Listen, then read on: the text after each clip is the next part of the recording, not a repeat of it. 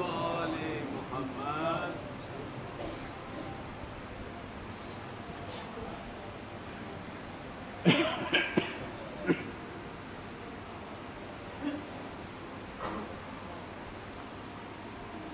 أعوذ بالله من الشيطان الرجيم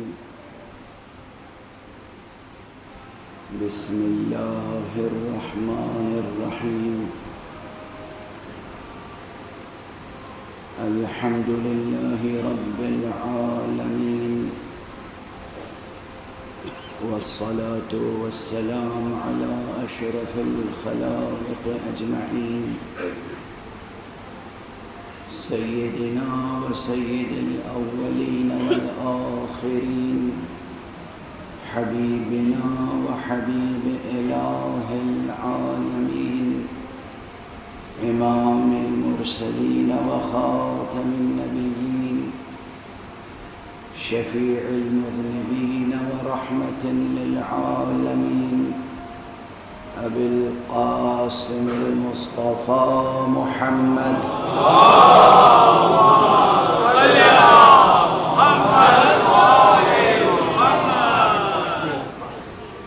وعلى أهل بيته الطيبين الطاهرين الهداة المهديين المعصومين المظلومين واللعنة الدائمة على أعداء الحق والدين أما بعد فقد قال الله تعالى عز اسمه في محكم كتابه ومتقن خطابه بسم الله الرحمن الرحيم هو الذي أنزل عليك الكتاب منه آيات محكمات هن أم الكتاب وأخر متشابهات فأما الذين في قلوبهم زيغ فيتبعون ما تشابه منه ابتغاء الفتنة وابتغاء تأويله وما يعلم تأويله إلا الله والراسخون في العلم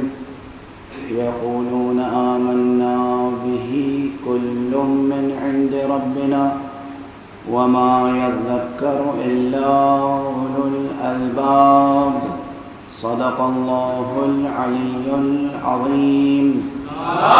اللهم صل على محمد وآل محمد. ایک اور بلند تر صلوات. اللهم صل على محمد وآل محمد. قرآن مجید سے متعلق جو علوم ہیں علوم القرآن ان میں نے اس سلسلے مجالس میں مکرر عرض کیا کہ ان میں سے ایک عظیم الشان علم محتم بالشان علم اور انتہائی ضروری و ناگزیر علم محکم و متشابہ. یہ محکم و متشابہ آیات قرآن مجید سے متعلق بھی بحث ہے اور یہ محکم اور متشابہ کی بحث احادیث پیغمبر اور احادیث و ارشادات معصومین علیہم السلام سے متعلق بھی ہے. اس لیے یہ بحث بہت اہم بحث ہے اور یقیناً اس بحث میں حصہ لینے کا حق انہیں ہے جو علم و فضل و کمال کے بہت بلند درجے پر فائز ہوتے ہیں، جو محققین ہیں، ریسرچرز ہیں، جنہوں نے حوزہائے علمیہ میں برسہا برس علم حاصل کیا ہے، بزرگوں کی آنکھیں دیکھی ہیں، اساتذہ کے سامنے زانو ادب طے کیا ہے. ان کو حق پہنچتا ہے کہ اس بحث میں حصہ لیں. لیکن چونکہ یہ زمانہ ایسا ہے، یہ دور ایسا ہے، انٹرنیٹ کی وجہ سے اور بعض اور اسباب کی بنا پر کہ ماشاءاللہ شرق ارض سے لے کر غرب ارض تک، شمال سے جنوب تک تمام انسان مختلف علوم و فنون سے دلچسپی رکھنے کی کوشش کرتے ہیں، اور خاص طور پر جو اولو العزم جوان ہیں، جن کی ہمتیں بلند ہیں، حوصلے بلند ہیں، جن میں بلند سے بلندتر ثقافت پیدا کرنے کی خواہش ہے، اور یہ خواہش بہت مثبت ہے، اچھی بات ہے۔ ایک جوان کو، وہ بھی جوان مسلم، جوان مومن، اسے زیادہ سے زیادہ علم حاصل کرنے کی للک ہونی چاہیے،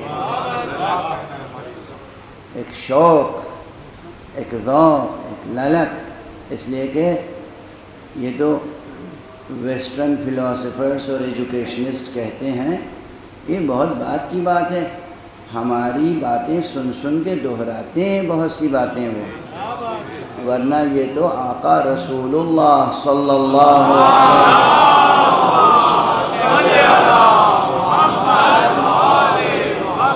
علیہ وسلم کا ارشاد گرامی ہے، اطلب العلم من المہد الی اللحد، گہوارے سے گور تک، ماں کی آغوش سے قبر کی آغوش تک علم حاصل کرو۔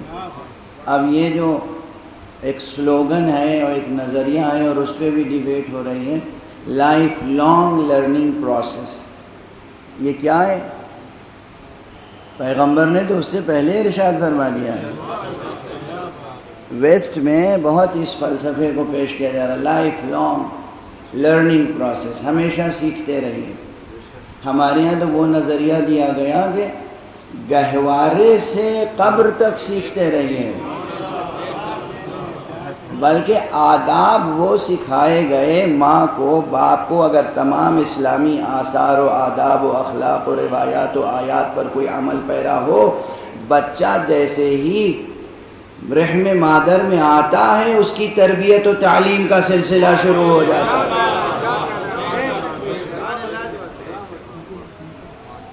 اور جب ہم قبر میں لٹاتے ہیں تب بھی تعلیم و تذکیر کا سلسلہ باقی رہتا ہے۔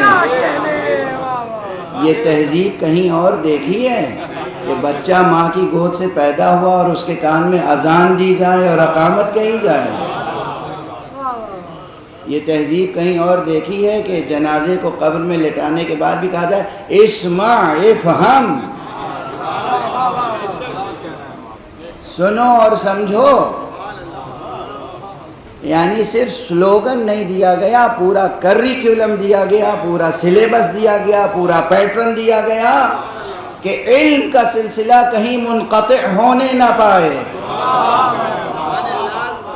اور عالم بشریت کو یہ تہذیب جب دی گئی تو اس تہذیب کو باقی رہنے اور قائم رکھنے والے ہدات اور مرشدین اور ائمہ اور انبیاء بھی ویسے ہی پیدا کیے گئے۔ عام بچے ہوتے ہیں جن کے کان میں اذان دی جاتی ہے، کچھ خاص بچے ہوتے ہیں جو پیدا ہوتے ہی قرأت شروع کر دیتے ہیں۔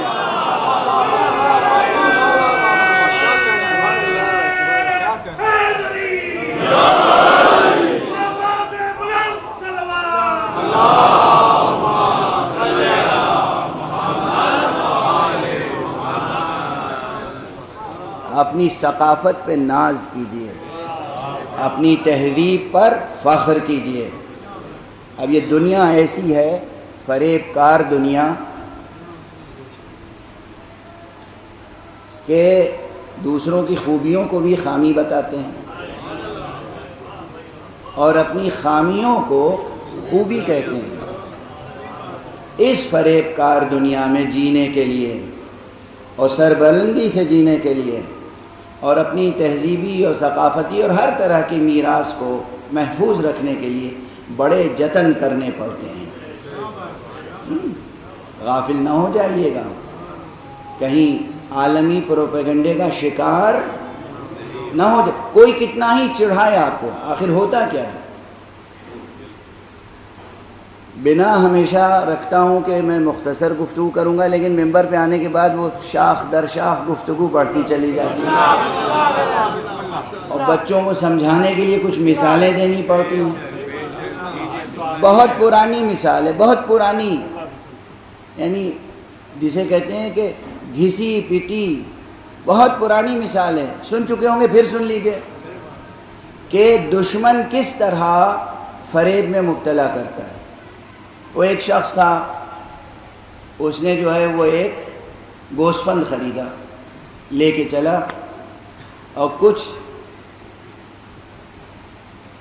اب یہاں اس لفظ کو استعمال کرنے سے پہلے وضاحت ضروری ہے، کیونکہ ہم لوگ ممبر کی گفتگو میں تہذیب کا خیال رکھتے ہیں.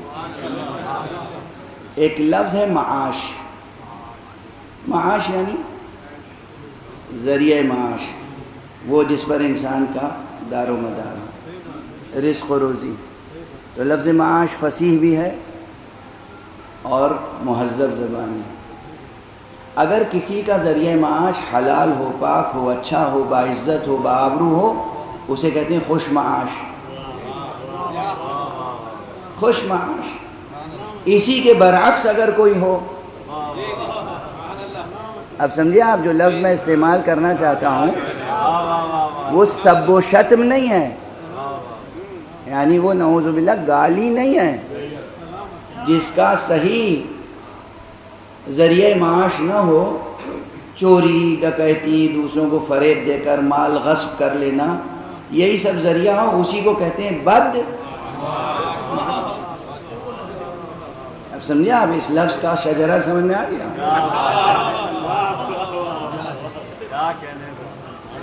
مشکل یہی ہوتی ہے کہ جب انسان جاہل ہو تو اچھے لفظ کو برا سمجھ لیتا ہے اور برے لفظ کو اچھا سمجھ لیتا ہے.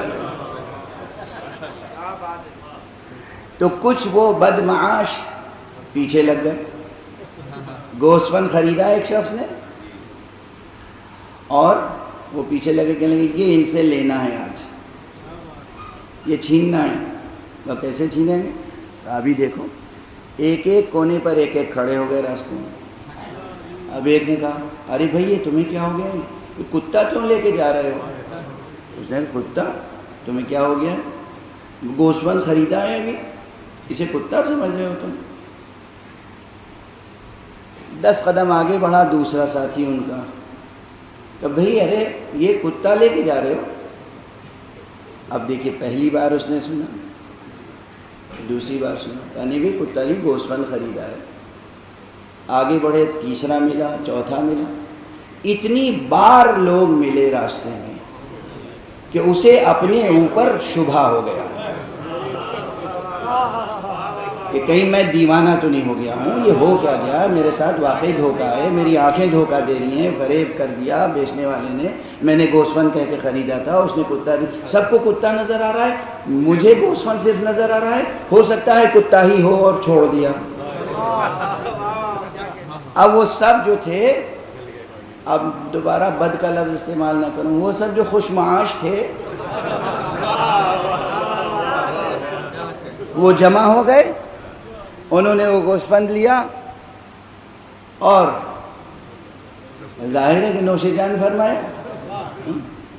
یہ مثال ہمیشہ یاد رکھیے گا. آج دنیا میں یہ بات کہیں زیادہ ہو رہی ہے. آپ کی اچھائیوں کو بار بار کہا جا رہا ہے یہ برے ہیں، یہ برے ہیں، یہ بات ان میں بری ہے، یہ بات ان میں بری ہے. کوئی اپنی ذات سے دفاع کرے، کہیں یہ دفاع کا حق نہیں رکھتے، یہ ٹیرورسٹ ہیں، یہ دفاع کا حق نہیں رکھتے. یہ ٹیرورسٹ خود جو ٹیرورسٹ ہیں وہ کہتے ہیں ہم دفاع کا حق رکھتے ہیں.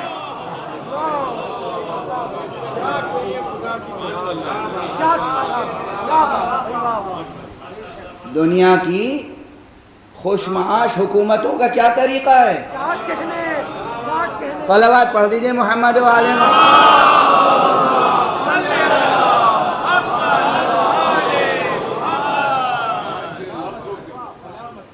وہ مظلوم فلسطینی، صرف میں تو بار بار صرف فلسطینی کہہ رہا ہوں، میں صرف مسلم امہ کی بات بھی نہیں کہہ رہا ہوں.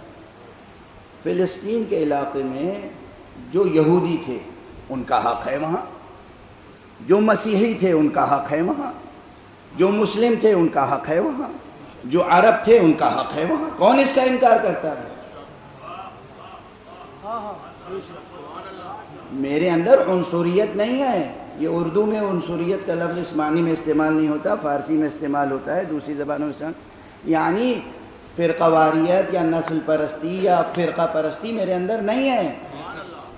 اور میں بار بار دست ادب جوڑ کے گزارش کرتا ہوں خدا را اس طرح کے امتیازات میں مبتلا نہ ہوں، مگر ایک امتیاز حق ہے جس سے دستبردار نہ ہوں. حق اور انصاف کی بات. جو وہاں کے رہنے والے ہیں وہ ہیں. آپ کہیں بھی رہے ہوں گے، مغرب کے کسی ملک میں رہے ہوں گے، مشرق کے کسی ملک میں، کہیں بھی رہے ہوں گے آپ کا وہاں حق نہیں ہے. اب آپ تشریف لائے اور آپ نے غاصبانہ قبضہ کیا اور اب کہہ رہے ہمیں ہے حق دفاع کا، انہیں نہیں ہے.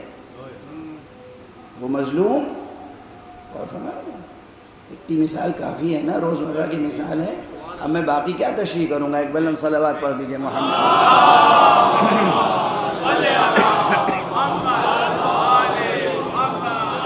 ماشاءاللہ بزم میں وہ لوگ موجود ہیں کہ جو دانشمند ہیں، اہل خبر ہیں، اہل نظر ہیں. ہمارے برادر عزیز و مکرم جمہوری اسلامی ایران کے نمائندے تشریف فرمائیں، جناب جسٹس مقبول باقر جعفری صاحب تشریف فرمائیں. میری نظر میں تو جو عادل پرور ہوتا ہے وہ زندگی بھر عادل پرور رہتا ہے. وہ دنیاوی نظام ہے کہ جسٹس ریٹائر کر دیا جاتا ہے. اور بہت سے یہاں علماء تشریف فرمائیں، افاضل حوزہ تشریف فرمائیں، ادباء، شعراء، اہل ذوق، اہل فن، اہل نظر تشریف فرمائیں. واقعاً وہ ہیں جنہیں میں دانشور سمجھتا ہوں، ورنہ بہت سے دانشوروں کے نام پر تو آج کل دانش سوز افراد ہوتے ہیں، دانش فروش ہوتے ہیں. دانشور نہیں ہوتے، دانش فروش، دانش سوز. ان کی بات نہیں کر رہا ہوں، ان کو سمجھ میں نہیں آئیں گی میری باتیں. وہ آستینیں الٹ کے اور مجھے سمجھانے کے لیے آ جائیں گے کہ آپ نہیں سمجھتے، سمجھنے کی کوشش کیجیے. دن رات گزرتا ہوں اس تجربے سے، دن رات گزرتا ہوں. آتے ہیں ٹیم بنا بنا کر. مسلمانوں کو سمجھائیے جذباتی نہ ہوں. سبحان اللہ. آپ روزانہ ہماری گود میں ہمارے بچوں کو ذبح کریں اور ہم جذباتی نہ ہوں.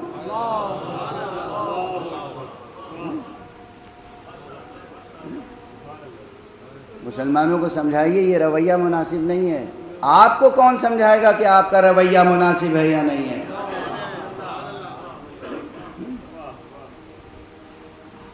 بہرحال ایک بات، بڑی لمبی چوڑی بحث ہے.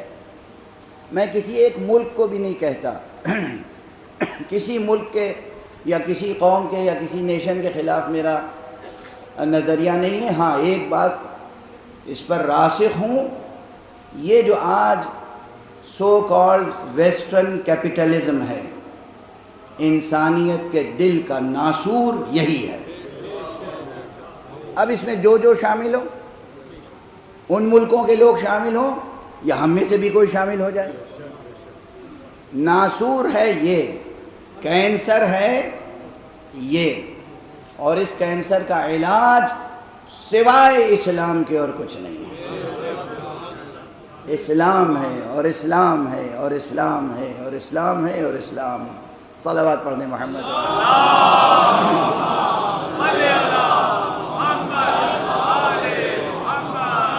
ممبر کے تقاضے بس اشارہ کرنا، وقت کی محدودیت ہوتی ہے، ورنہ اگر اس موضوع پر باقاعدہ سیمینار ہو، 3 دن کا، 4 دن کا، ہفتے بھر کا سیمینار ہو تو تفصیل سے گفتگو ہو سکتی ہے کہ کس طریقے سے کیپٹلزم کی نحوستوں کو دور کیا جا سکتا ہے اور کس طریقے سے خدا کی نعمتوں کی برکتوں سے زیادہ انسان استفادہ کر سکتا ہے. بہرحال عرض میں یہ کر رہا تھا کہ اپنی خوبیوں کو پہچانیں اور اس کی حفاظت کریں، جو بھی آپ کی میراث ہے، اور حفظ مراتب کے ساتھ، حفظ مراتب کے ساتھ. بھئی معلوم آپ ڈاکٹر ہیں، آپ سول انجینئر ہیں، آپ الیکٹریکل انجینئر ہیں، آپ میکینیکل انجینئر ہیں، آپ جو ہیں ہارٹ اسپیشلسٹ ہیں، آپ جو ہیں وہ کڈنی اسپیشلسٹ ہیں. آپ تاریخ کے ماہر ہیں، آپ ادب کے ماہر ہیں، آپ شاعری کے ماہر ہیں، آپ خطابت کے ماہر ہیں، تو جس فن میں ہیں اس فن تک تو آپ کی بات ہم مانیں گے، لیکن جو آپ کا فن نہیں ہے اس میں ہم آپ کی رائے نہیں مان سکتے۔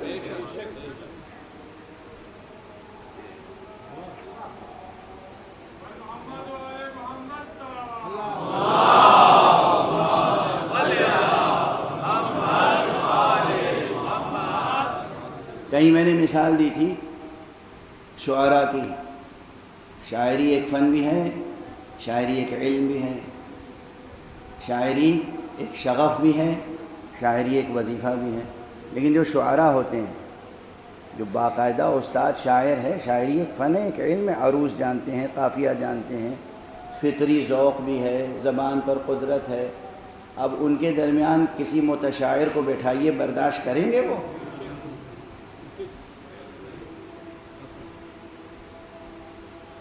کوئی مجھ جیسا نالائق مولوی، نا شاعر، جو شعر کی شناخت نہ رکھتا ہو، جو شاعری نہ کر سکتا ہو، موضوع مصرے بھی ناموضوع پڑھے، وہ جا کے شاعروں کے درمیان بیٹھ جائے، برداشت کریں گے وہ؟ نہیں برداشت کریں گے۔ اچھا آپ بات بدل دیجئے، آپ ہمیں برداشت نہیں کریں گے تو ہم آپ کو کیسے برداشت کریں گے؟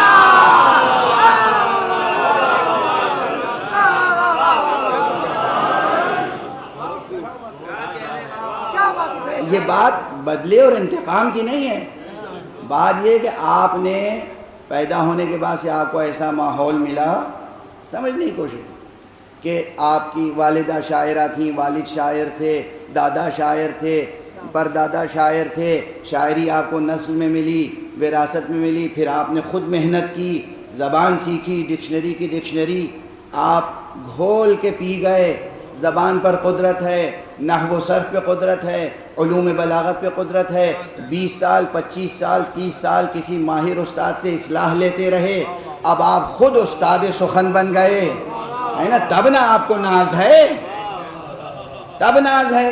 تو ہم اگر ٹوٹا پھوٹا کوئی مصرع لے کے جائیں تو آپ یوں دیکھیں گے، سننا بھی گوارا نہیں کریں گے، مشکل سے سنیں گے، اور مصرے کا پہلا لفظ سنتے ہی سمجھ جائیں گے کہ شاعر ہے کہ نہ شاعر، اس کا کلام سننے کے لائق ہے بھی یا نہیں، داد دینا تو دور کی بات ہے، واہ واہ سبحان اللہ کرنا، شاباشی دینا تو دور کی بات ہے، ایک لفظ سن کے، کیونکہ آپ کی مشق ہے، آپ کی مشق ہے، آپ کے پاس وہ علم ہے، آپ کو حق ہے یہ ناز کرنے کا۔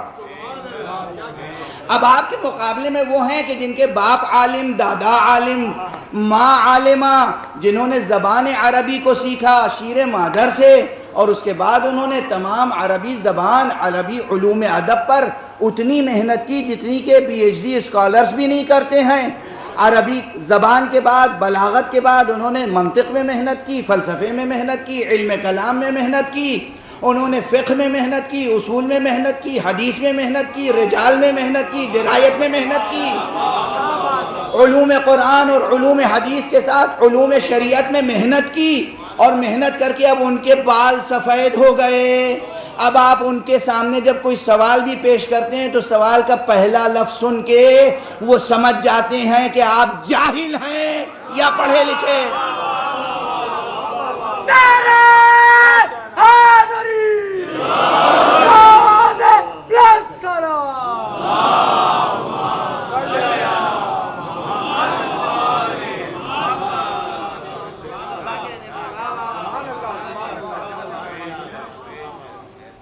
آپ کو مجھ پر ناز ہو یا نہ ہو، مجھے آپ سب پہ ناز ہے۔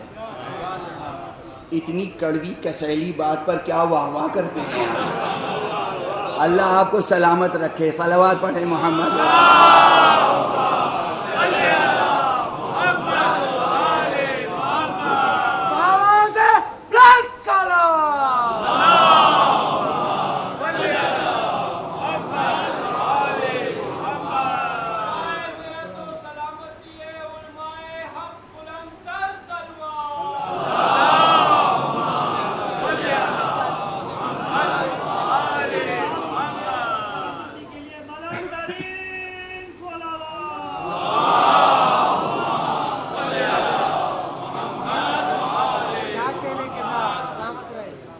ایک اچھا انسانی معاشرہ بنانے کے لیے، انسانی معاشرہ، ایک اچھا انسانی معاشرہ، مثالی انسانی معاشرہ بنانے کے لیے، مہذب انسانی معاشرہ بنانے کے لیے سب سے بڑی چیز ہے حفظ مراتب. یہ روح تہذیب.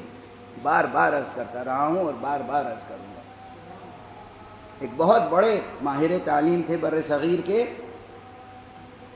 اور انہوں نے یورپ اور امریکہ تمام جگہوں سے خوب علم حاصل کر کے اور بر صغیر کی بڑی خدمت کی. میں انہیں دل سے محبت کرتا ہوں ان سے. خواجہ الطاف حسین حالی مرحوم کے خاندان سے تھے، خواجہ غلام السیدین اور ڈاکٹر عابد حسین. یہ دو نام بڑے اہم ہیں، بس لے لیا میں نے. بچے نوجوان ان کی کتابیں تلاش کریں گے، مل جائیں گی، انٹرنیٹ پہ پڑھیے گا. خواجہ غلام السیدین نے ایک چھوٹا سا رسالہ لکھا ہے، بڑا اہم ہے اس دور کے لحاظ سے. انہوں نے کہا ہے کہ روح تہذیب رواداری ہے. رواداری. میں ان کا بہت احترام کرتا ہوں، مگر ان کے اس نظریے سے تھوڑا سا اختلاف ہے مجھے. رواداری جمال تہذیب ہے، رواداری حسن تہذیب ہے، رواداری تہذیب کی خیرات ہے. لیکن روح تہذیب حفظ مراتب ہے. روح تہذیب حفظ مراتب ہے. رواداری یعنی برداشت کرنا، اختلاف نظر کو برداشت کرنا، ہر ایک سے خوش اخلاقی سے پیش آنا. ٹھیک ہے. مختلف فرقوں کے لوگ، مختلف مسلکوں کے لوگ، مختلف دین کے لوگ، مختلف ملکوں کے لوگ، مختلف زبانوں کے لوگ، مختلف تہذیبوں کے لوگ جب آپس میں ملیں تو ایک دوسرے سے ٹکرائیں نہیں، گلے لگائیں. یہ ہے رواداری. ٹھیک ہے نا، یہ رواداری ہے. لیکن اس میں بہت سی جگہوں پر حفظ مراتب باقی نہیں رہ پاتا. اب پھر ویسے ہی مثال دے دوں. ابھی سب مثالیں ہیں، تمہید میں ہے مجلس، ابھی اصل موضوع شروع نہیں ہوا. حالانکہ جتنی گرمی آپ کو لگ رہی ہے مجھے اس سے کہیں زیادہ گرمی لگ رہی ہے، مگر برداشت کر لیجیے گا. یہ آج اس سفر کی اس امام بارگاہ میں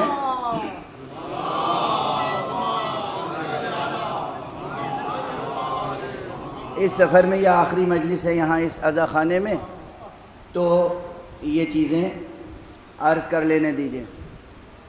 رواداری میں کیا ہے؟ ابھی جو میں تھوڑی دیر پہلے کہہ رہا، رواداری میں یہ ہوتا ہے کہ اب میرے سر پہ امامہ ہے، لباس ہے، ساری مولا حسین کا نوکر سمجھ کے سب لوگ عزت کرتے ہیں، احترام کرتے ہیں.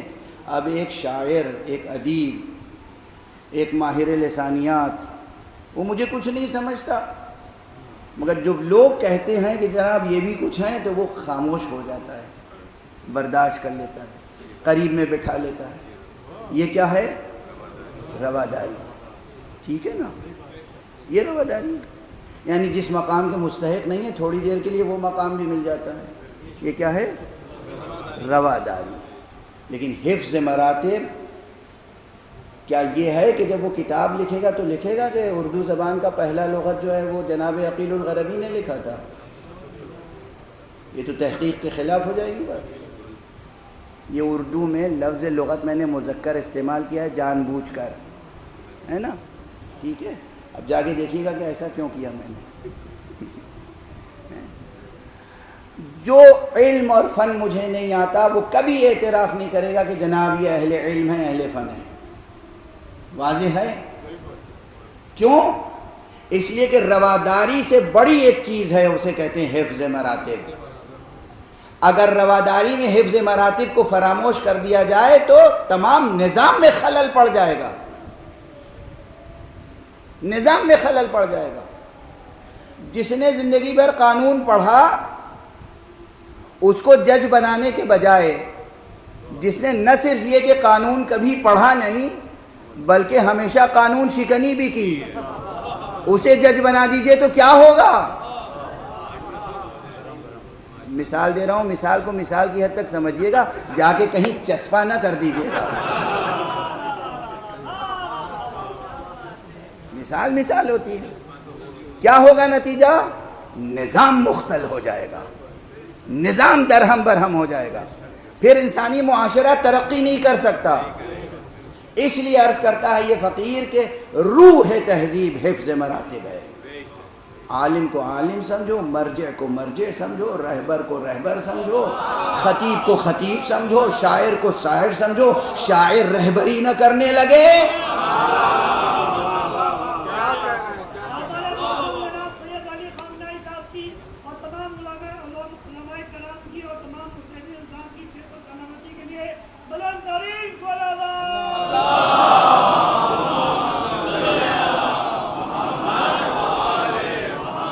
اور پھر یہ سلسلہ دراز ہے. خدا کو خدا سمجھو، نبی کو نبی سمجھو، نبی کو خدا سے نہ بڑھا دو.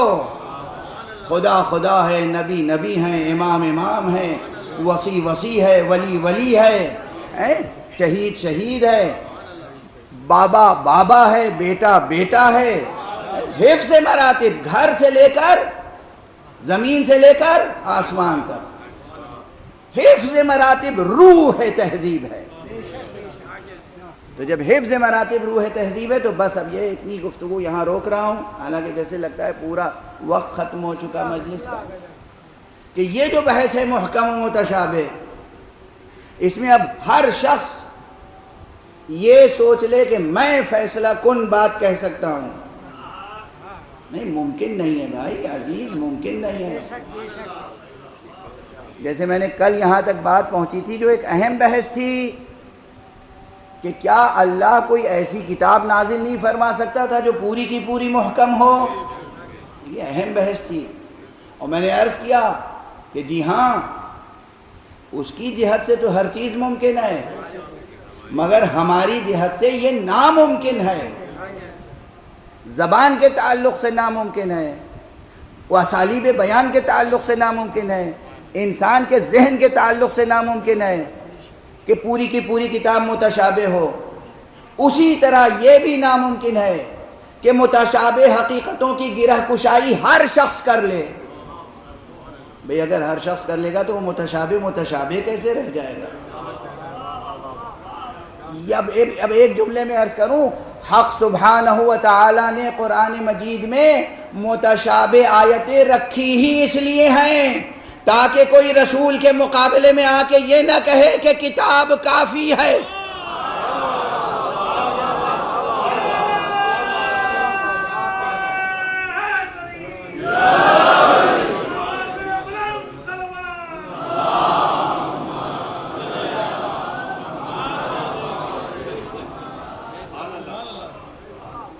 اور اس بحث کی شاہ کلید کیا ہے؟ تمام متشابہ آیتوں کو کون محکم بنا سکتا ہے؟ کوئی نہیں. وَمَا يَعْلَمُ تَأْوِيلَهُ إِلَّا اللَّهُ وَالرَّاسِخُونَ فِي الْعِلْمِ. اب یہاں جو دو مسلک ہیں اس کی طرف میں اشارہ کیا صراحت سے کہہ چکا ہوں. کچھ لوگ الا اللہ پہ رک جاتے ہیں اور کچھ والراسخون فی العلم، واو جو ہے اسے عطف مانتے ہیں. اللہ اور راسخون فی العلم یہ متشابہات کی تعویل سے واقف ہیں، یہ علم رکھتے ہیں. اب بس ہم تو کیا ہیں، معمولی سے طالب علم، بلکہ شاید اگر یہ کہیں تو بجا ہوگا، یہ میرے احساسات ہیں کہ ہم تو ابھی قاعدے کے طالب علم بھی نہیں بنے ہیں. علماء کا مرتبہ تو بہت بلند ہوتا ہے. تو میں اب اپنی رائے کے جو رائے بھی میں نے عرض کی کہ ہاں یہاں پر اللہ اور راسخون فی العلم یہ عطف ہے. اس میں امام راحل، امام انقلاب اسلامی، امام امت اسلامی، مجدد ملت و مجدد شریعت حضرت آیت اللہ العظمیٰ خمینی رضوان اللہ تعالی علیہ، ان کی بھی رائے ہے. اور ان کی رائے یہی ہے، وہ کہتے ہیں کہ یہاں واو عطف ہے اور یہ متشابہات کا علم، اس کی تعویل اللہ کو معلوم ہے اور اللہ نے راسخون فی العلم کو یہ تعویل بتائی ہے. یہ امام خمینی کی رائے ہے۔ وہ شام ہدف اعتراض، ہدف ملامت، ہدف تنقید بنائے رکھتے ہیں علماء کو، اور خاص طور سے امام خمینی کو، خاص طور سے امام خمینی، آیت اللہ العظمیٰ خامنئی اور علماء کو۔ تو آپ نے یہ رائے سماعت فرما لیجئے بطور خاص کہ امام خمینی کی رائے یہ ہے کہ انہوں نے اپنے دروس میں، اپنی تقریروں میں، اپنی تصنیفوں میں ایک نہیں بار بار اس رائے کا اظہار کیا ہے کہ حضرات محمد و آل محمد علیہم الصلاۃ والسلام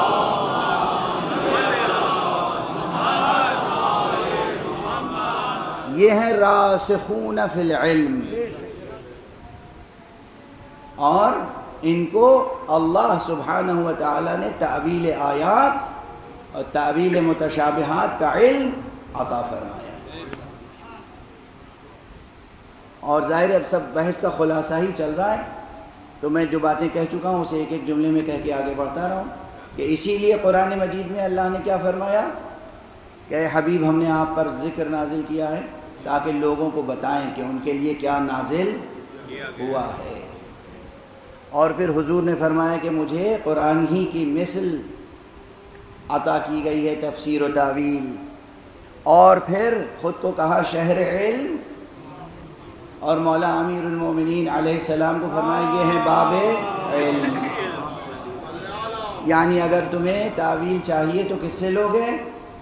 یا مجھ سے لوگے یا باب علم سے لوگے۔ اچھا، جیسے میں یہ کہتا ہوں کہ اللہ نے کتاب قرآن نازل اس صنعت کے ساتھ کی ہے، اس اہتمام کے ساتھ کی ہے، یعنی کتاب کا ٹیکسٹ ایسا بنایا ہے کہ کوئی اللہ کے رسول سے بے نیاز نہ ہو پائے۔ اسی طرح اللہ ہی کی مرضی سے رسول اللہ نے متشابہات کا اور کل کتاب کا علم علی کو عطا کر کے پورا کا پورا خود عوام میں نہیں بیان کیا تاکہ بعد پیغمبر کوئی علی سے بے نیاز نہ ہونے پائے۔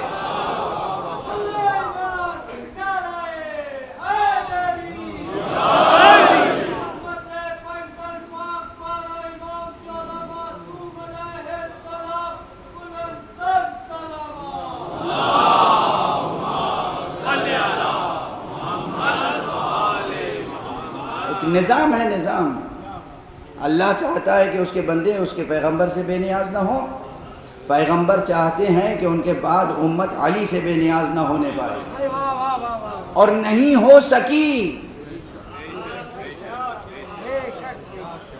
اللہ اپنے منصوبے میں کامیاب ہے، رسول اپنے منصوبے میں کامیاب۔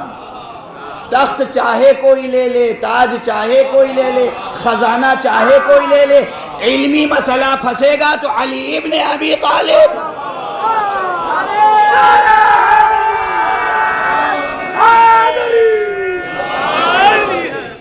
کہیں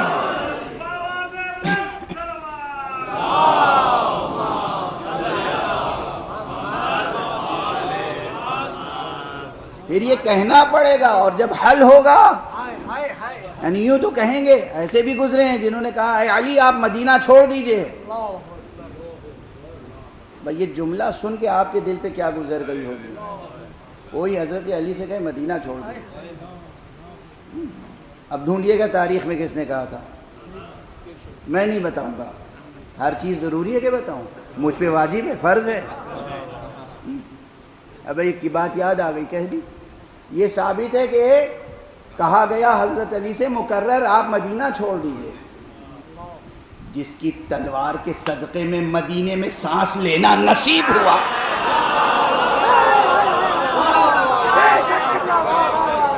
ناشکرے ان سے کہتے تھے آپ مدینہ چھوڑ دیجئے۔ کیا کفران نعمت کی بھی حد ہوتی ہے، آپ مدینہ چھوڑ دیجئے۔ علی کا بازو نہ ہوتا، علی کی شمشیر نہ ہوتی، علی کی جنگیں نہ ہوتی، ارے تو بستی میں نظر نہ آتے، پہاڑوں ہی پہ نظر آتے۔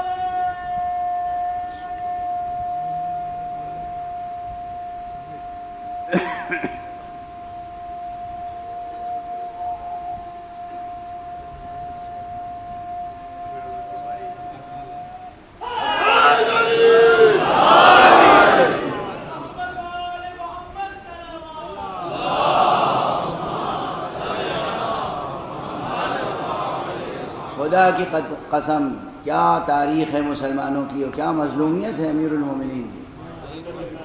جب ضرورت پڑی یا ابو الحسن یا علی،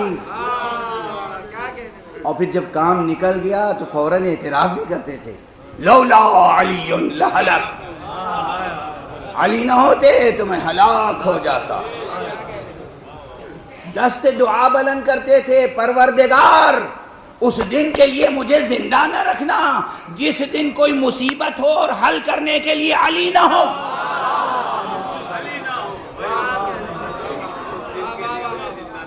دعا موجود ہے. اور اس کے بعد پھر ایسے بھی لوگ پیدا ہو جاتے تھے کہ جو کہتے تھے علی آپ مدینہ چھوڑ دیجئے.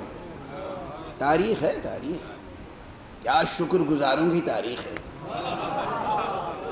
کیا عرفان جمیل سمجھنے والوں کی اور اس کا حق ادا کرنے والوں کی تاریخ ہے، کیا شکر منعم ادا کرنے والوں کی تاریخ ہے.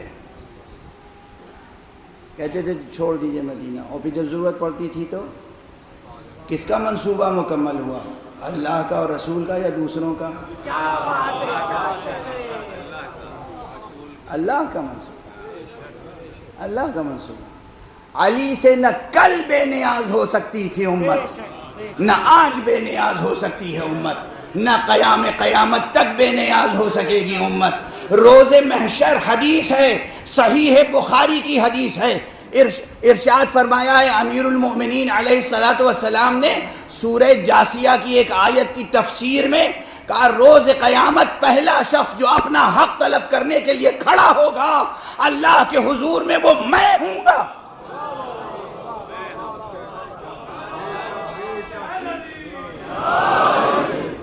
سب سے پہلا شخص جو کھڑا ہوگا خدا کے سامنے علی علیہ السلام نے فرمایا وہ میں ہوں گا.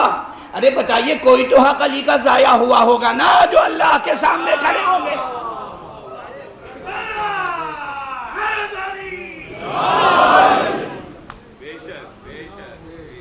کوئی اور کسی اور کتاب سے میں نے روایت نہیں پڑھی ہے. انا اجسو بین یدی اللہ یا بین یدی الرحمن، سب سے پہلے اللہ کے محضر میں کھڑا ہوں گا، میں اپنا حق طلب کرنے کے لیے. اب بتائیے کون سا حق ہے علی کا جو ضائع ہوا ہے؟ سب پوری امت شامل ہے حق ضائع کرنے میں، پوری امت. ہم کون سا حق ادا کر رہے ہیں؟ کچھ بھی کر جائیں، کچھ بھی کر ڈالیں، مگر یہی کہنا پڑے گا جان دی ہوئی اسی کی تھی، حق تو یہ ہے کہ حق ادا نہ ہو. ہم کون سا حق ادا کر رہے ہیں؟ مولا امیر المومنین کے کلمات کو سمجھنا، ان کے پیغام کو سمجھنا، ان کی تعلیمات کو سمجھنا، ان کے نظام کو سمجھنا، اس پہ عمل کرنا، اس نظام کو نافذ کرنا، اس نظام کو نافذ کرنا. جہاں نظام علوی نافذ کیا جاتا ہے وہاں تو آپ احتجاج کرنے لگتے ہیں، اس کے اوپر اعتراض کرنے لگتے ہیں. تو ہم کون سا حق ادا کر رہے ہیں؟ بہرحال یہاں تک بات پہنچی کہ متشابہات قرآن اس لیے بھی ضروری ہیں تاکہ امت رسول سے وابستہ رہے، امت شہر علم سے وابستہ رہے، امت باب شہر علم سے وابستہ رہے. اور ان سے جب آپ رجوع کریں گے تو کچھ اور کلیدیں مل جائیں گی. وقت بالکل گزر گیا، میں کیا عرض کروں، اور کچھ مطالب ایسے ہیں جن کی طرف اشارہ کر دوں تیزی سے.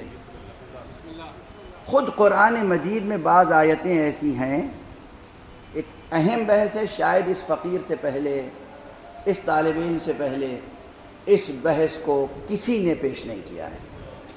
عاجزی سے عرض کر رہا ہوں، عاجزی سے عرض کر رہا ہوں، کتابوں میں بھی نہیں ملے گی یہ بحث. ہوتا کیا ہے، جب کوئی طالب علم محنت کر کے گزر جاتا ہے تو بعد میں وہ نظریے کتابوں میں شامل ہو جاتے ہیں. ضروری نہیں کہ پہلے سے وہ چیز ہو. اب میں محکمات و متشابہات اور تفسیر و تعویل کی بحث میں ایک بات عرض کر رہا ہوں، اور اسے یاد رکھیے گا اور اس پہ کام کیجیے گا جو اہل ہیں اس کے. How to read, how to understand, کیسے پڑھیں کیسے سمجھیں. قرآن یا کوئی بھی آسمانی صحیفہ کیسے سمجھیں؟ مختلف نظریات ہیں، آج بہت سنجیدہ علمی بحث ہے یہ، مختلف نظریات ہیں، ٹیکسٹ کو کیسے سمجھیں، متن کو کیسے سمجھیں۔ ہارمینیوٹکس کا بھی علم ہے، مغرب نے پیش کیا اور اسے بہت شاندار طریقے سے پیش کیا جا رہا ہے، مسئلہ وہاں بھی وہی ہے، وہ وہی باتیں کہہ رہے ہیں جو ہمارے ائمہ اطہار نے مختلف انداز سے اس سے زیادہ صحت مند طور پر فرما دی ہیں۔ اور یہ جو نظریات آ رہے ہیں ان میں تو نقائص ہیں، ان میں کمزوریاں ہیں، ہماری نگاہ اس کے صالح و صحت مند اجزاء پر بھی ہے اور اس کے کمزور اجزاء پر بھی ہے۔ ہم پورے علم کو رد نہیں کر رہے ہیں، لیکن وہ جو اپنے سخن فروشی اور دانش فروشی کر رہے ہیں، سیلس مین شپ ہے نا، ہماری یہ چیز بہت اچھی ہے، آپ کی ہر چیز بری ہے۔ وہ جو پیش کرنے نظریہ کہ کوئی اسکرپٹ، کوئی اسکرپچر، کوئی آسمانی کتاب اسے سمجھنا ہو بطور خاص تو کیسے سمجھیں گے؟ ہرمینیوٹکس۔ تعویل و تفسیر کا علم جو محمد اور آل محمد علیہم السلام نے تعلیم فرمایا ہے، وہ اس سے کہیں بلند اور بالیدہ اور کامل اور نقائص سے پاک ہے۔ لیکن بہرحال یہ حوالہ کیوں دیا میں نے؟ اس لیے کہ یہ آپ کے سامنے اعتراف کر لوں کہ ہم نے یہ بھی پڑھا ہے اور وہ بھی پڑھا ہے، یہ بھی ہمارے سامنے ہے، وہ بھی ہمارے سامنے، اس کے بعد ایک نتیجہ حاصل کر کے آپ کے سامنے پیش کر رہا ہوں۔ خود قرآن مجید میں بعض آیتیں ایسی ہیں کہ جو بتاتی ہیں کہ کیسے پڑھنا چاہیے اور کیسے علمی اشاروں کو پروردگار نے حکمت اور لطف دونوں چیزیں ساتھ ساتھ ہیں، اپنی حکمت سے اور اپنے لطف سے پردوں میں رکھا ہے۔ جو دانا ہیں اور مومن ان کے حق میں لطف ہے، اور جو مومن نہیں ہیں ان سے چھپانے کے لیے حکمت ہے۔ اور اس کا بس ایک مقام پر اشارہ کر دوں اور پھر 2 مثالیں 3 مثالیں جو ہو سکیں گی۔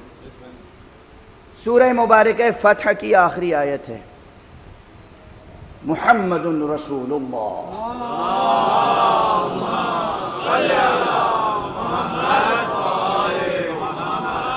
والذین معہ اشداء علی الکفار رحماء بینہم تراہم رکعا سجدا۔ یہ جو آیت ہے پوری عظیم الشان آیت ہے، اور اس میں ایک واضح غور طلب مطلب ہے کہ کس طریقے سے آسمانی کتابوں کو سمجھا جائے، کیسے کسی متن کو واضح کیا جائے، اور ساتھ ساتھ دونوں باتیں کہ یہ متن ہے، ایسا ہے، اس کی وضاحت یہ ہے، مگر ہر شخص وضاحت نہیں کر سکتا۔ تراہم رکعا سجدا سیماہم فی وجوہہم من اثر السجود۔ اس کے بعد فرمایا گیا ذالک مثلہم فی التوراۃ، پھر کہا گیا وَمَثَلُهُمْ فِي الْإِنْجِيلِ كَزَرْعٍ أَخْرَجَ شَطْأَهُ فَآزَرَهُ۔ یہ جو پورا بیان ہے اس آیت میں یہ بہت فکر انگیز ہے۔ تمام ملت اسلامیہ اور امت اسلامیہ یہ کیا کہتی ہے؟ رسول مقبول کا، ہمارے رسول کا، خاتم النبیین کا صلی اللہ علیہ وآلہ وسلم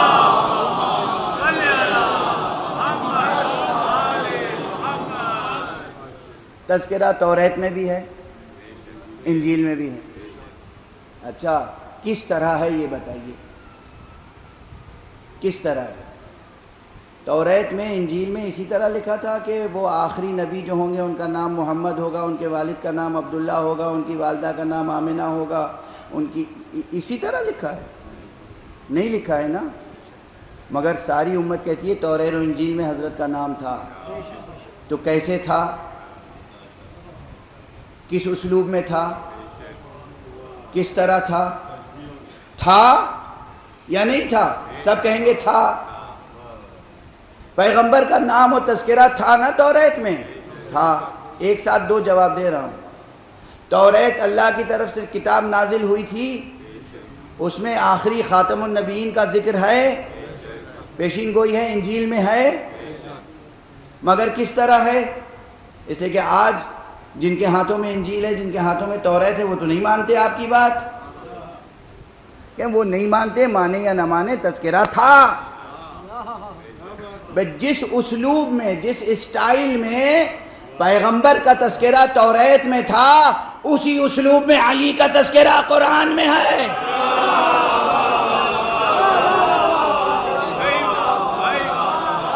صلوات پڑھ دیجئے محمد و آلہ۔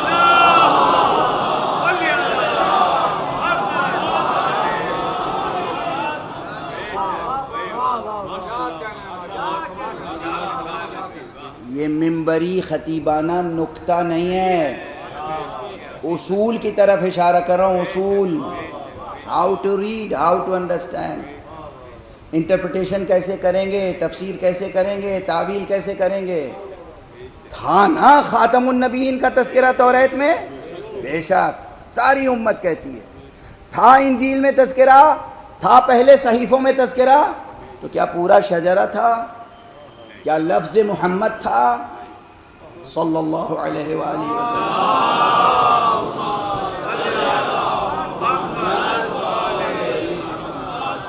اور قرآن کہتا ہے کہ نہیں، پیغمبر کا بھی تذکرہ تھا، ان کے ساتھیوں کا بھی تذکرہ تھا۔ یعنی فخر کا مقام ملت اسلامیہ کہے حضور کا بھی ذکر تھا توریت و انجیل میں، صحابہ کا بھی ذکر تھا۔ بے شک ہم آپ کے ساتھ ہیں، حضور کا بھی تھا تذکرہ، صحابہ کے بھی تھا تذکرہ۔ سب کے نام دکھا دیجئے۔ میں کہہ رہا ہوں صحابہ کا تذکرہ توریت میں تھا اور شانداری کے ساتھ تھا۔ میں اعلان کر رہا ہوں صحابہ کا تذکرہ انجیل میں ہے اور بڑے اعزاز کے ساتھ ہے، مگر نام تو دکھائیے۔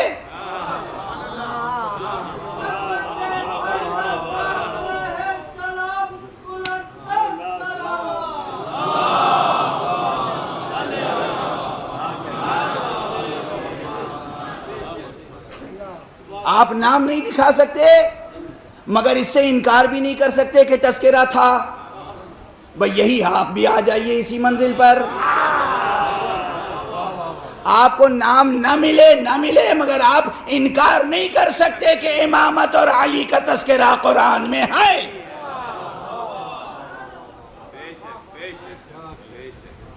اب کیسے تھا؟ قرآن گواہی دے تو اس سے تو کوئی سرتابی نہیں کر سکتا نا۔ قرآن نے یہاں گواہی دی، ایک مقام ہے، اور بھی آیتیں ہیں، اب سب آیتیں نہیں عرض کر سکوں گا، وقت ختم ہو چکا۔ یہ آیت کیا ہے؟ محمد رسول اللہ والذین معہ صلی اللہ علیہ وآلہ وسلم اشداء علی الکفار رحماء بینہم تراہم رکعا سجدا۔ یہ جو پورا سلسلہ ہے آیت کا، اس میں قرآن مجید نے یہ بتایا کہ ان کا تذکرہ انجیل میں ایسے ہے کہ جیسے ذکر کیا گیا ہے وہ لوگ ایسے ہیں کہ وہ ہمیشہ رکوع میں رہتے ہیں، ہمیشہ سجدے میں رہتے ہیں۔ کیا؟ ہمیشہ رکوع میں رہتے ہیں، ہمیشہ سجدے میں رہتے ہیں۔ ان کے چہروں پر اللہ کی بندگی کا سجدے کا نشان ہے، اور یہ ان کی پہچان توریت میں ہے۔ یعنی کیا ہوا؟ توریت میں کیسے ذکر ہے؟ نام نہیں ہے، نسب نہیں ہے، ولدیت نہیں ہے، یہ ہے کہ کچھ ایسے ہیں، وہ آنے والا ایسا ہوگا، اس کے ساتھی ایسے ہوں گے کہ وہ رکوع کرنے والے ہوں گے، قیام کرنے والے ہوں گے، سجود کرنے والے ہوں گے، ان کے چہروں پر سجدے کا نشان ہوگا، وہ اللہ کی رضا طلب کرنے والے ہوں گے، اللہ کی خوشنودی طلب کرنے والے ہوں گے۔ یہ تذکرہ محمد اور ان کے ساتھیوں کا ہے توریت میں۔ اب سمجھ میں آیا کہ نام نہیں ہے مگر یہ عام سی صفتیں ہیں، خاص مراد ہے۔ عام صفتیں ہیں، خاص مراد ہے۔ اگر قرآن نہ کہتا تو یقین آتا؟ نہیں آ سکتا تھا نا. قرآن نے خود کہا. کتنی سادہ سی پہچان ہے, اور قرآن کہہ رہا ہے کہ یہ تذکرہ کسی اور کا نہیں ہے, یہ تذکرہ خاتم النبیین اور ان کے اصحاب کا ہے.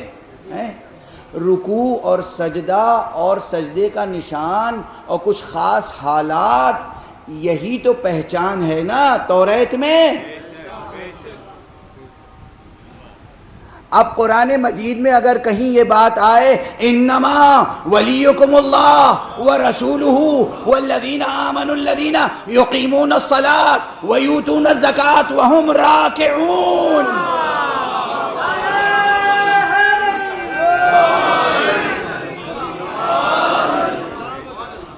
اب یہ نہ کہیے گا اس میں سب مراد ہیں. نہیں, سب نہیں مراد ہیں. لفظ عام ہے, صفتیں عام محسوس ہو رہی ہیں مگر عام ہے نہیں, مراد خاص ہے. دلیل کیا؟ توریت اور انجیل کی عبارت کی تفسیر اللہ نے قرآن میں کر کے بتا دیا, اور ان آیتوں کی تفسیر مصطفیٰ نے کر کے بتا دیا. صلوات پڑھیں محمد.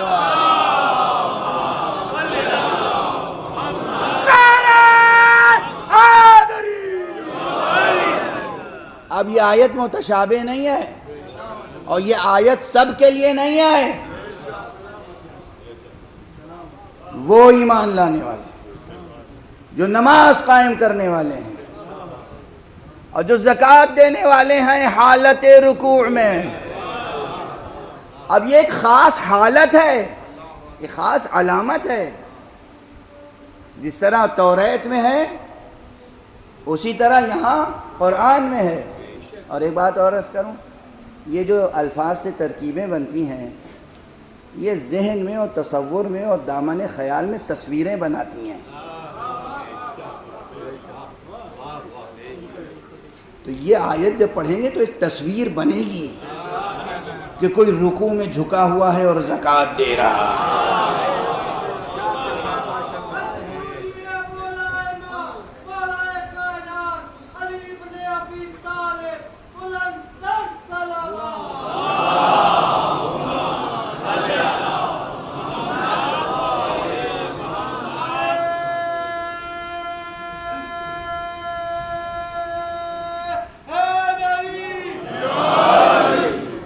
توجہ رکھیے گا, حالانکہ نہ موسم کوئی گنجائش چھوڑ رہا ہے, نہ وقت کے دامن میں گنجائش ہے, نہ میری صحت و طاقت ایسی ہے, مگر یہ کہ کسی حد تک بات مکمل ہو جائے تو میں عرض کر رہا ہوں کہ یہاں ٹھہر کے ایک بحث کم سے کم ذرا سا واضح اور ہو جائے.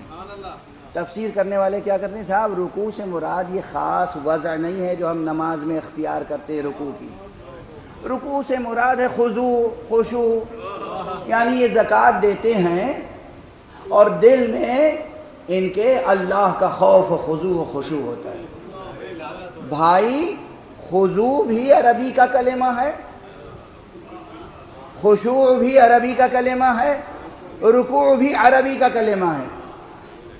اللہ سبحانہ و تعالی اس کے علاوہ اور بھی کلمات و تعبیر اختیار کر سکتا تھا. مثلا وَيُؤْتُونَ الزَّكَاةَ وَهُمْ شَاكِرُونَ, یعنی وہ زکوٰۃ دیتے ہیں اور اللہ کا شکر ادا کرتے ہیں کہ اللہ نے ہمیں دولت دی اور اس قابل بنایا کہ ہم زکوٰۃ دے رہے ہیں. ٹھیک ہے نا. یہ شاکرون اور ذاکرون اور خاضعون اور خاشعون یہ سب ترکیبیں چھوڑ کر خاص لفظ راکعون کیوں ہے؟ یہ اسی لیے ہے کہ عام کیفیت مراد نہ لی جائے, وہ خاص واقعہ درج ہو جائے قرآن میں. اور یہ ہماری تفسیر بالرائے ہو سکتی تھی اگر ہم اپنی طرف سے اپنی پسند سے کرتے, لیکن جب حدیث کے سرمایے میں ایک اچھا خاصا مجموعہ حدیثوں کا موجود ہے تو آپ کو کس نے یہ حق دیا کہ اتنی تمام حدیثیں رسول کی نظر انداز کر کے آپ اسے اپنی رائے کے مطابق محمول کریں؟ نہ ہوتی پیغمبر کی کوئی حدیث تو آپ کی رائے مان لیتے. حدیث موجود پھر بھی حدیث نہ ماننا اور رسول کی بات نہ مان کر یہ دعویٰ کرنا کہ ہم ہی تو نبی کو مانتے ہیں.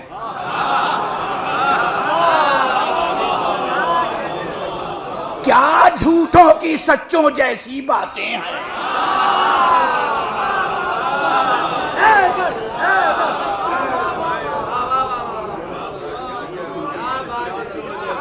صلوات پڑھ دیں محمد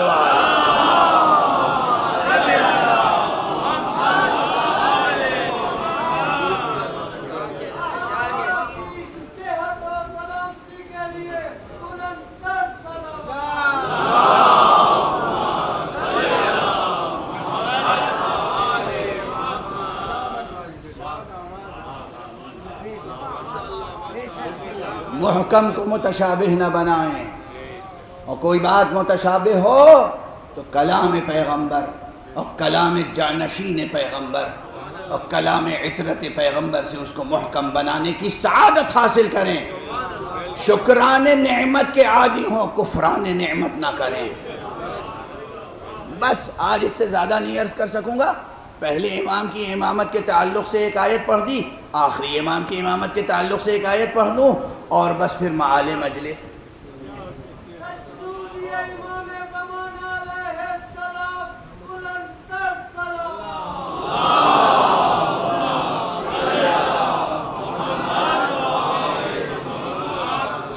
اللہ نے انجیل میں توریت میں کیسے ذکر کیا ہے حضور کا اور حضور کے ساتھیوں کا؟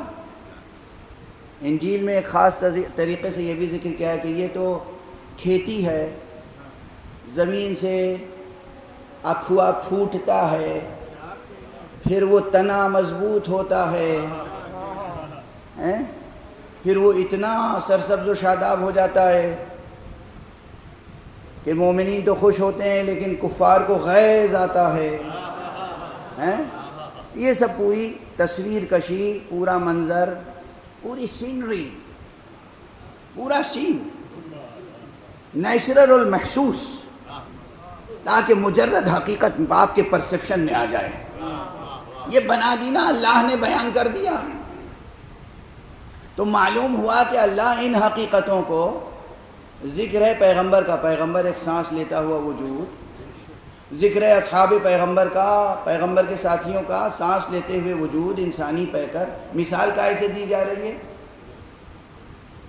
اکھوا، شاخ، تنا، درخت، کھیتی. سمجھ میں آیا؟ اسٹائل سمجھ میں آیا؟ اسلوب سمجھ میں آیا؟ غور فرمانا، اسلوب سمجھ میں آیا؟ میں کوئی ادعائی محض کر رہا ہوں؟ یعنی اللہ خاص چیزوں کا تذکرہ، عظیم چیزوں کا تذکرہ کیسی مثالوں سے دیتا ہے.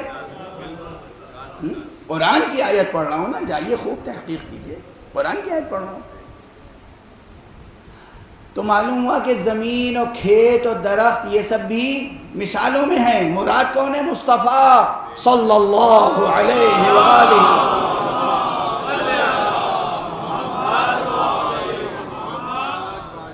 اب سورہ مبارک ملک میں آئیے.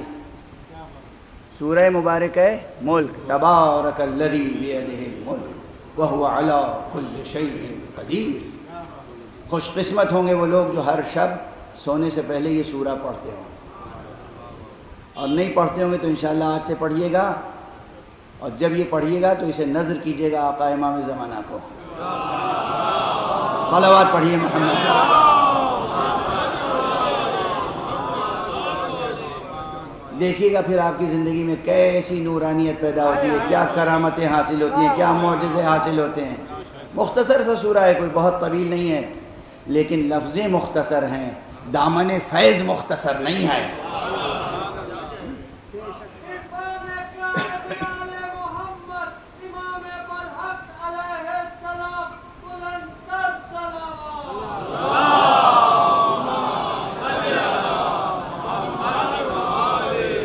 بس گفتگو مختصر ہو.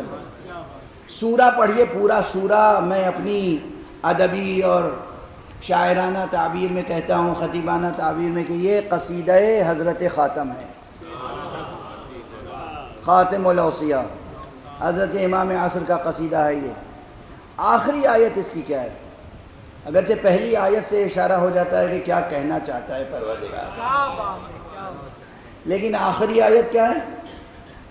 آخری آیت یہ ہے کہ ارأیتم قل ارأیتم ان اصبح ماؤکم غورا فمن یأتیکم بماء معین. اے رسول کہہ دیجئے، کیا کہہ دیجئے؟ ارأیتم، کیا تم نے غور فرمایا ہے، کیا تم نے غور کیا ہے، ان اصبح ماؤکم غورا، جب تمہارا پانی غائب ہو جائے گا تو پھر کون زندگی بخش پانی تمہارے لیے لائے گا؟ جب پانی غائب ہو جائے گا تو پھر کون اسے ظاہر کرے گا؟ یہ بات ظاہراً پانی کی ہو رہی ہے، مگر اگر توریت اور انجیل کی عبارتیں سمجھنے کا طریقہ اللہ نے بتا دیا ہے تو پھر مصطفیٰ اور اہل بیت مصطفیٰ کی حدیثوں میں غور کیجئے کہ یہ کون سا پانی ہے جس کے غائب ہونے اور دوبارہ ظاہر ہونے کی بات ہو رہی ہے. تو معلوم ہو جائے گا کہ یہ کسی اور کا تذکرہ نہیں ہے بلکہ معصوم نے بتایا، اہل بیت عطرت مصطفیٰ نے بتایا کہ یہاں اس ماء سے مراد کوئی اور نہیں، وہ آبشار ہدایت ہے، وہ بحر علم الہی ہے، وہ بحر العلوم قرآن ہے کہ جو ہادی آخر الزمان ہے. یہ اس کی طرف اشارہ ہے، اس کی غیبت کا بھی ذکر ہے، ظہور کا بھی ذکر ہے.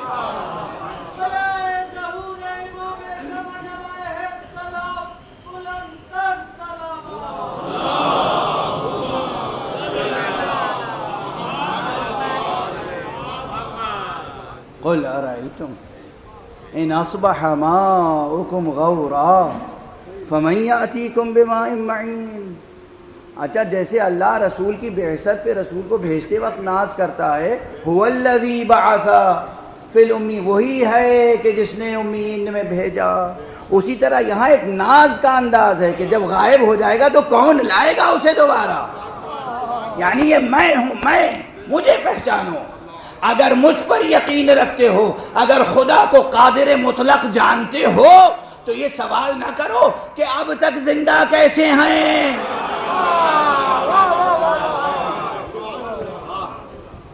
کیسے پردہ غیب میں ہیں، کیسے ظہور فرمائیں گے، ہیں تو کہاں ہیں؟ ہم نے تو ٹیلیسکوپ لگا کے پوری کائنات کو دیکھ لیا، کہیں نظر نہیں آئے. ارے سامنے کی آیت پہ جب وہ پردہ ڈال دے تو سمجھ میں نہیں آتی.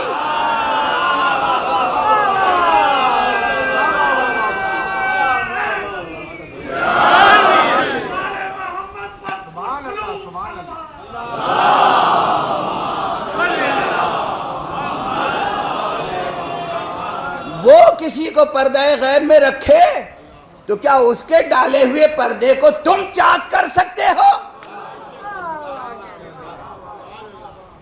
وہ ہیں، پردہ غیب میں ہیں اور وہ اپنی ثنا کر رہا ہے، پروردگار اپنی ثنا کر رہا ہے.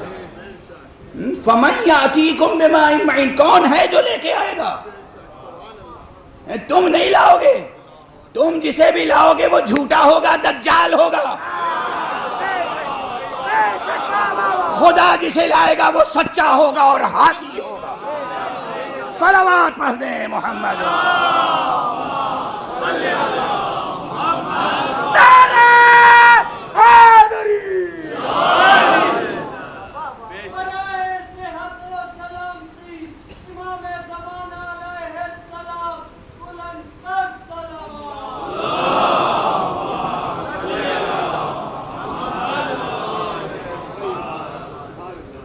بس گفتگو تمام کر دی میں نے، اس لیے کہ دعا کیجیے گا پروردگار کوئی خدمت قبول فرما لے اس فقیر کی، ایسی زندگی اور ایسی توفیق مل جائے کہ یہ بحث مکمل طور پر آپ کے سامنے کتابی شکل میں آ سکے. یہ بحث اصیل ہے، اہم ہے، اور اگر ذرا تفصیل کے ساتھ مکمل ہوگی تو ہزاروں صفحوں پر ہوگی، اور اگر اختصار کے ساتھ آئے گی تو سینکڑوں صفحوں پہ ہوگی. لیکن بحث کی ضرورت، بحث کی اہمیت، بحث کے ابعاد ثلاثہ یا ابعاد اربعہ یا ابعاد خمسہ سب آپ کے سامنے اشارتاً عرض کر دیے میں نے. بس ایک جملے میں آپ کی طبیعتیں منقلب ہوں گی. امام عصر کا ذکر ہو رہا تھا نا، امام مہدی کا. آپ کو بتاؤں یہ تذکرہ کہاں کہاں ہوا ہے؟ روز عاشور آقا حسین نے بھی کیا ہے، اور دربار یزید میں امام سجاد نے بھی کیا.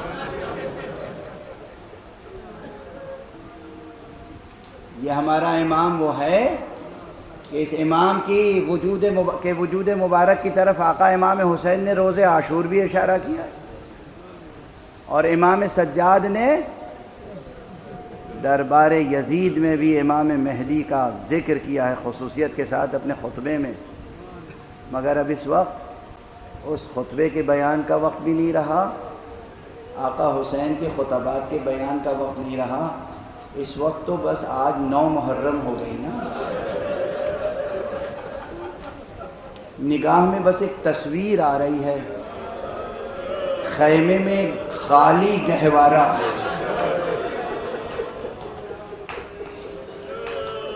اور بچہ بابا کے ہاتھوں پر ہے. بچہ بابا کے ہاتھوں پر گیا ہے، اور بابا کی کوشش یہ ہے کہ کسی صورت سے بچے کو پانی مل جائے. ہاتھ پر بچے کو لیتے ہیں، فوج سے خطاب کرتے ہیں، اگر تمہاری نظر میں گناہگار ہوں تو اس 6 مہینے کے بچے نے تو کوئی جرم نہیں کیا ہے. اس سن و سال کے بچے کسی قانون میں مجرم نہیں ہوتے، اور اگر تمہیں یقین مجھ پر نہیں ہے تو میں اس بچے کو جلتی ہوئی ریت پر رکھ دیتا ہوں، آ کے خود اپنے ہاتھوں سے پانی پلا دو. آقا حسین نے بچے کو زمین پہ رکھا اور فوراً اٹھا لیا. معلوم تھا کہ اشقیاء پانی نہیں پلائیں گے، حجت تمام کرنے کے اسالیب تھے. آقا کیسے برداشت کر سکتے تھے کہ 3 دن کا بھوکا پیاسا بچہ تپتی ہوئی زمین پر پڑا. ہاتھ پر لیا اور پھر کہا، بیٹا تم حجت خدا کے فرزند ہو، اپنی پیاس کا اظہار خود کرو. بچے نے بابا کی بات سنی، لشکر کی طرف رخ کیا، ہونٹوں پر سوکھی ہوئی زبان پھیلا. اجرکم علی اللہ. فوج میں انقلاب آیا. قریب تھا کہ وہ اشقیاء میں سے کچھ فرات کا پانی لے کر آئیں بچے کے لیے، مگر ادھر آواز بلند ہوئی عمر ابن سعد نحس کی، حرملہ اقطع کلام الحسین. اے حرملہ، حسین کی تقریر منقطع کر دے. یہ گویا اشارہ تھا. حرملہ نے سہشوبہ تیر استعمال کیا. میں تفصیلات نہیں عرض کر سکتا، بس ایک کے بعد ایک تیر. تیسرا تیر وہ تھا جو آیا اور پھر بچے کا گلا اور حسین کا بازو.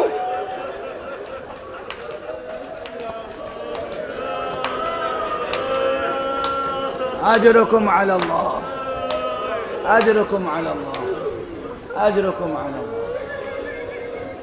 آپ سنتے رہتے ہیں تمام قوائف. بس 2 فقرے عرض کروں گا. حالانکہ آج 9 محرم ہے، کل یہاں یہ منبر سجا ہوا نہیں ہوگا.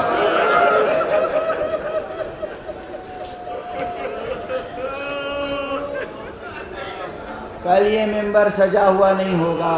کیسے منبر سجا رہ سکتا ہے جب حسین کی مسند اجڑ جائے؟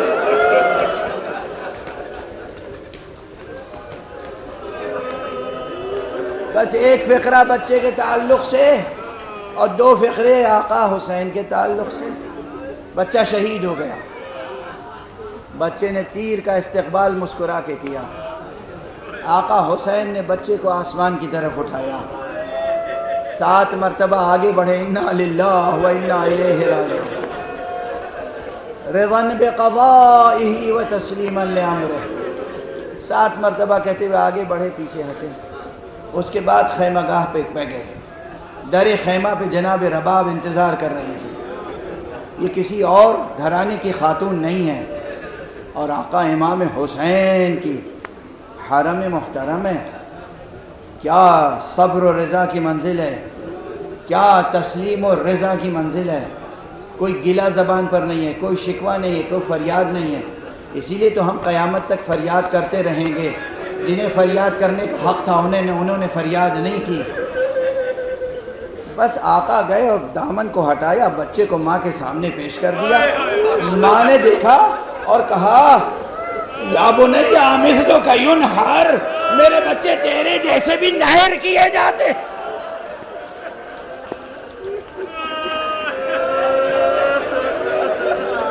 اجرکم علی اللہ، اجرکم علی اللہ۔ آقا حسین نے ماں کی گود سے پھر بچہ لیا، پشت خیمہ پہ گئے اور اپنی شمشیر سے ننھی سی قبر بنائی، بچے کو قبر میں لٹایا، 2 رکعت نماز پڑھی، اور تعویذ قبر بنانے کے بعد رخسار رکھ کر دیر تک گریہ کیا۔ حسین بچے کو تو سیراب نہیں کر سکے تھے، مگر قبر کو سیراب کر دیا۔ اپنے آنسوؤں سے قبر تر ہو گئی۔ اس کے بعد آئے اور آواز دی، زینب یا زینب یا ام کلثوم یا رباب یا رقیہ یا سکینہ یا فضہ، ایک ایک بی بی کا نام لیا اور سب کو سلام آخر کر کے حسین میدان کی طرف چلے۔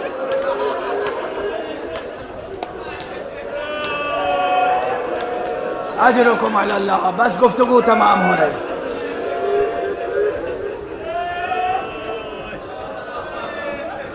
جناب ام کلثوم کا ایک بیان ہے۔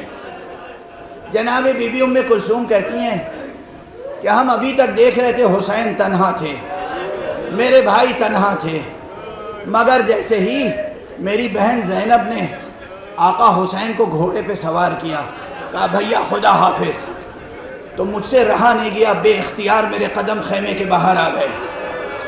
میں نے دیکھا بھائی تنہا نہیں ہے، بھائی کے پیچھے پیچھے 2 شخصیتیں ہیں جو بے تابانہ جا رہی ہیں۔ مجھ سے رہا نہیں گیا، میں نے پوچھا ارے بھیا یہ بتاؤ، ابھی تو تمہیں تنہا دیکھا تھا، یہ تمہارے پیچھے پیچھے کون ہے؟ آقا حسین نے کہا بہن اب یہ نہ پوچھو، جب اکبر کو رخصت کیا تھا اکبر کے پیچھے پیچھے میں جا رہا تھا، اب میں قربان ہونے کے لیے جا رہا ہوں۔ یہ میرے نانا رسول اللہ، یہ میرے بابا علی مرتضیٰ ہیں جو کہہ رہے ہیں حسین جاؤ خدا حافظ، خدا کی راہ میں قربان ہو جاؤ۔ حسین نے بے پناہ جنگ کی، بس آخری جملہ ہے۔ اور جب گھوڑے سے زمین پر آ رہے تھے تو اتنے تیر پیوست تھے کہ حسین براہ راست زمین پہ نہیں آ سکتے تھے، براہ راست سجدہ نہیں کر سکتے تھے۔ ایک مرتبہ سینے پہ زور دیا، سامنے سے جو تیر لگے تھے پشت کی جانب سے نکل گئے۔ حسین نے کہا لا الہ الا اللہ، واہ حسین، واہ علی، واہ محمد، واہ حسن۔